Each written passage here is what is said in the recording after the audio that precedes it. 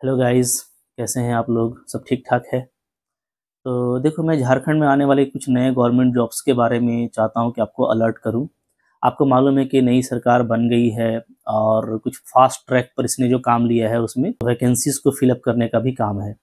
तो जो exam running है, जैसे सहायक आचार्य हो गया या झारखंड टेट, और जो दूसरे एग्ज़ाम्स हैं सीजीएल वगैरह का रिज़ल्ट जल्दी देने की बात है।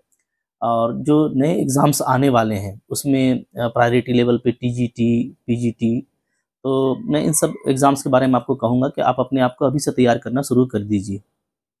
और देखो, स्पेशली आज मैं जो ये बना रहा हूँ वीडियो, तो इसमें मेरा पर्पस ये है कि कुछ मेरे बच्चे हैं, चूँकि मैं टीच करता हूँ, आपको पता है मैथ्स पढ़ाता हूँ मैं, मैथ एंड साइंस पढ़ाता हूँ। बहुत सारे बच्चे हैं जो काफ़ी निगेटिव हैं और वो जो है मिसगाइड हो गए हैं।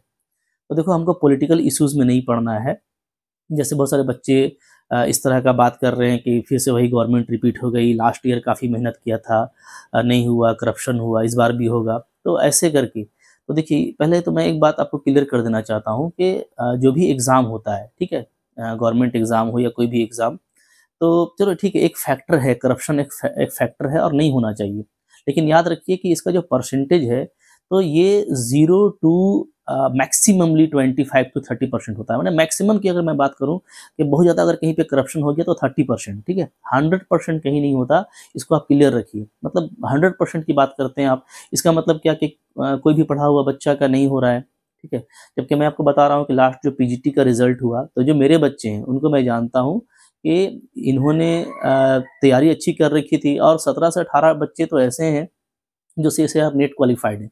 तो भाई, जो नेट क्वालिफाइड है, ठीक है, और अच्छा बच्चा जिसको हम जान रहे हैं कि टेस्ट सीरीज में भी वो अच्छा परफॉर्म कर रहा है, तो क्या वो उसका नहीं होगा? बिल्कुल होना था, ठीक है। नहीं होने के पीछे बहुत तरह का रीज़न है, उसमें करप्शन भी एक फैक्टर होता है। लेकिन याद रखो कि ये जो है लो लेवल पे होता है, मतलब बहुत ज़्यादा हो गया तो 20-25%। इसलिए भाई कि अगर 30-40% भी हो जाएगा ना, तो वो अपना एविडेंस छोड़ जाएगा, फिर आप उसको कोर्ट में प्रूफ कर सकते हो।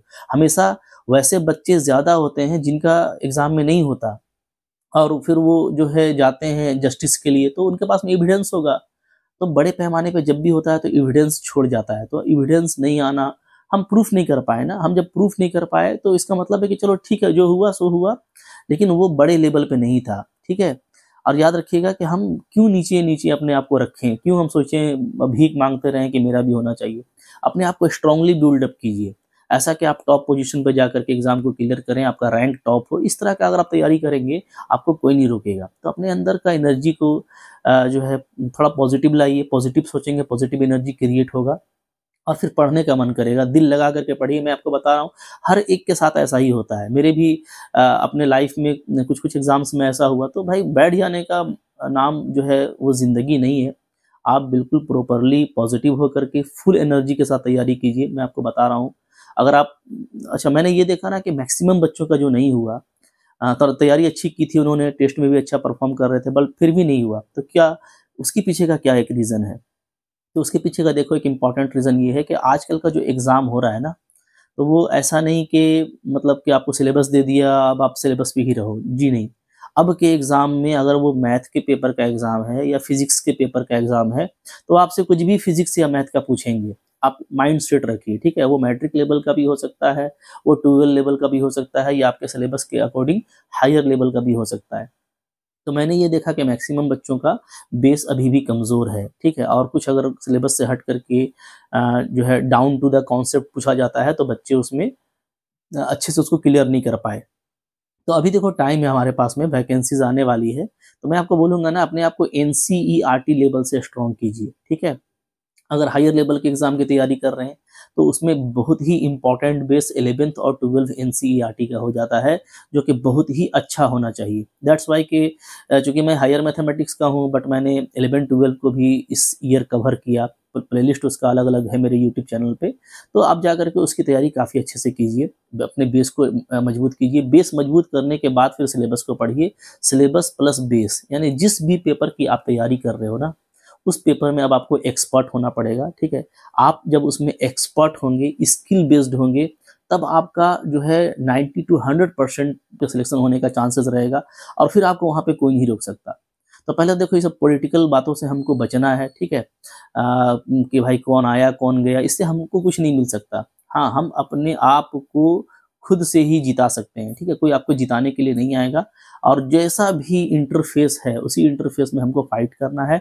अब मैं आपको बताऊँ, हमेशा 70% जो इंटरफ़ेस है वो ओपन रहता है, फ्री रहता है, ठीक है? उस पे अपने आप को लाने का कोशिश कीजिए। डेफ़िनेटली आपका हो कर के रहेगा। तो चलो, मैं आपको यही बताना चाह रहा था कि एग्ज़ाम्स आने वाले हैं और मैं आपको सजेस्ट करूँगा कि आप अगर प्रिपरेशन कर रहे हो, ठीक है?